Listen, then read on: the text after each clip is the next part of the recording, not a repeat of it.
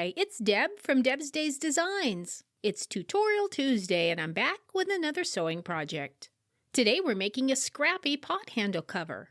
Protect your hands from hot pot and pan handles with this little scrap fabric sewing project.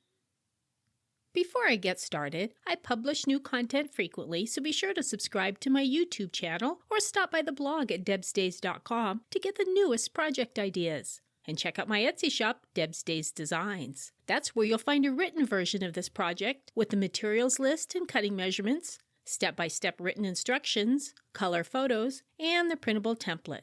My shop's also where you'll find my full collection of digital sewing and crafting patterns that you can download and print at home, making it easy to get started on your next project right away. I've added links in the description below this video. Alright, let's get this project started. Along with your regular sewing supplies for this project, you'll need fabric strips and a lining fabric. Since this is for high heat uses, all your fabrics need to be 100% cotton.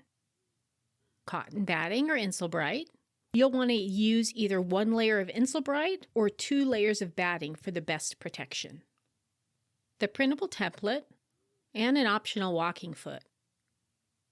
First, place one fabric strip from corner to corner along the short edge of the batting or the Insul-Bright with the right side of the fabric facing up. If using 2 layers of batting, we'll use the second layer in just a little bit. Center a second strip on top of the first with the right side of the fabric facing down. Align the raw edges on the long side of the strips and pin it in place.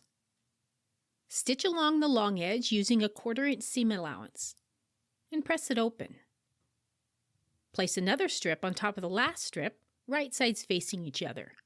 Pin it in place, stitch along the long edge using a 1/4 inch seam allowance, and press it open. Continue adding and sewing strips until you reach the end of the batting or Insul-Bright.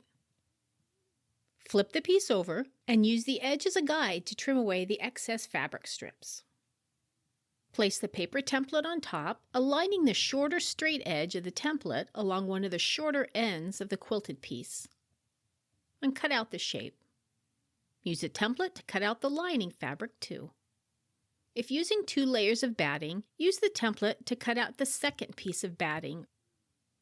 Place the lining fabric with the right side of the fabric facing up. Place the quilted piece of fabric on top with the right side of the fabric facing down. If using 2 layers of batting, place your other layer of batting on top. Stitch the stack together along the shorter straight edge using a 1/4 inch seam allowance. Open the stack up so the right sides of the main and lining fabrics are facing up. Move the Insul-Bright batting layer so it's underneath the main fabric piece and press it. Fold the stack in half lengthwise with the right sides of the fabric facing. Match all the raw edges, the middle seam, and the seams of the sewn fabric strips. Use fabric clips or pins to hold it in place. Stitch all around the piece using a 1/4 inch seam allowance, leaving a space on the side open for turning. Notch the curves, or you could also just trim away the extra batting from the seam.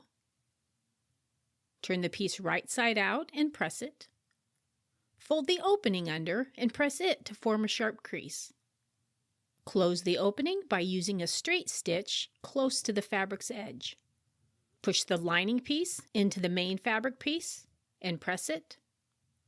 And just like that, just that fast, you have a new decorative kitchen helper. See you next time with another project.